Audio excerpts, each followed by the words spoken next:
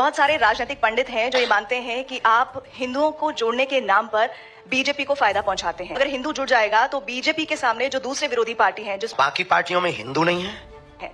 राजनीतिक पंडित तो कुछ भी मानते हैं, मौसम का अनुमान है, वो तो चलता रहता है। पर हम एक प्रार्थना आपसे बहुत निवेदन करें कि हम किसी को नुकसान के लिए या फायदे के लिए कर ही नहीं रहे। ये हमारे यहाँ ऑप्शन ही खत्म है। हम सिर्फ और सिर्फ इस देश में हिंदुओं पर हो रहे अत्याचार के लिए उन्हें जगा रहे, सोए हुए हिंदुओं को जगा रहे, घटती हुई हिंदू आबादी को जगा रहे, उन हिंदुओं को जगा रहे जो सेकुलरिज्म के नाम पर बट गए, उन हिंदुओं को जगा रहे जो भाषावाद के नाम पर बट गए, उन हिंदुओं को जगा रहे जो क्षेत्रवाद के नाम पर बट गए, उन हिंदुओं को जगा रहे। इस देश में हिंदू है कहां?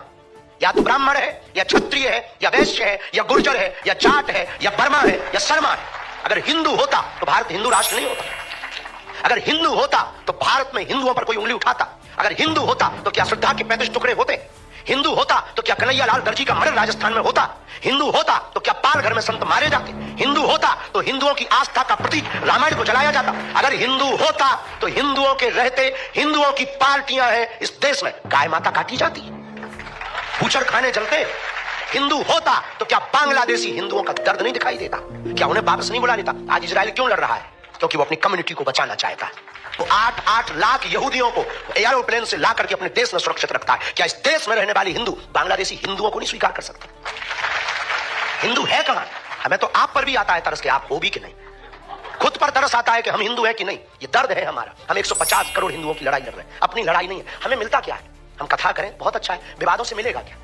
10 लोग गालियां देते, 20 लोग उल्टा सीधा बोलते, रोज हमारे नाम से 20 वीडियो डाले जाते, हमारे नाम से रोज मुहिम चलाई जाती, मारने की धमकियां दी जाती, हमारे परिवार का निकलना मुश्किल है, माता बाहर नहीं निकल सकती, तरह तरह के पत्थर फेंकते हैं लोग। हमने बिगाड़ा क्या है?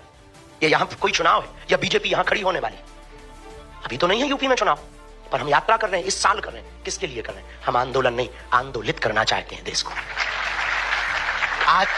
आज नहीं कल पछताओगे। अगर आज नहीं तुम समझे तो कल पछताओगे।